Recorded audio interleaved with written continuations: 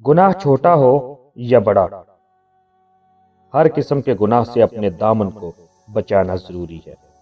لیکن بعض گناہ ایسے ہیں جو نہ صرف فرد واحد کے لیے نقصان دہ ہیں بلکہ پورے معاشرے پر تباہ کن اثرات چھوڑتے ہیں، جیسا کہ امم سابقہ کی تباہی و بربادی کفر و شرک کے علاوہ مختلف گناہ اور جرائم کی وجہ سے ہوئی ہے۔ لیکن انسان کی خصلت ہے کہ وہ نسیان سے محفوظ نہیں رہ سکتا، اس کے تحت وہ دانستہ یا نادانستہ گناہ کر بیٹھتا ہے۔ سامعین، بہترین انسان وہ ہے جسے گناہ کے بعد یہ احساس ہو جائے کہ اس سے غلطی ہو گئی ہے۔ اگر اس نے توبہ نہ کی تو یہ غلطی اس کے خالق و مالک کو اس سے ناراض کر دے گی، اس سے اپنے معبود و مالک کی ناراضی کسی صورت بھی برداشت نہیں ہوتی،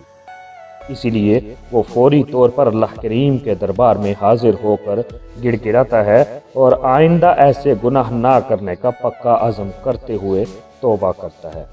کہ اے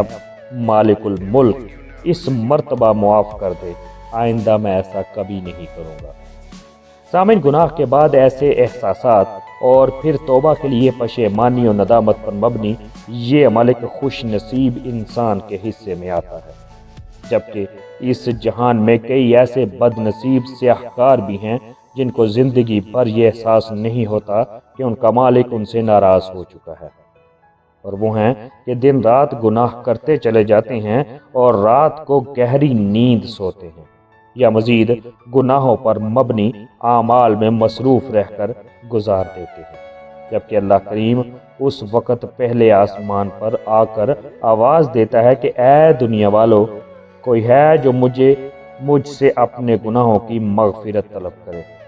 اور کوئی ہے جو توبہ کرے تاکہ میں اسے اپنی رحمت سے بخش دوں۔ سامعین، بہت کم ایسے خوش نصیب ہیں جن کو مرنے سے قبل توبہ کی توفیق نصیب ہوتی ہے اور وہ گناہوں بری زندگی سے تائب ہو کر ہدایت کی روشن شاہراہ پر سفر کرتے ہیں، اور پھر شیطان لعین اور انسان نما شیاطین کے حملوں سے بچ کر باقی زندگی گزارتے ہیں،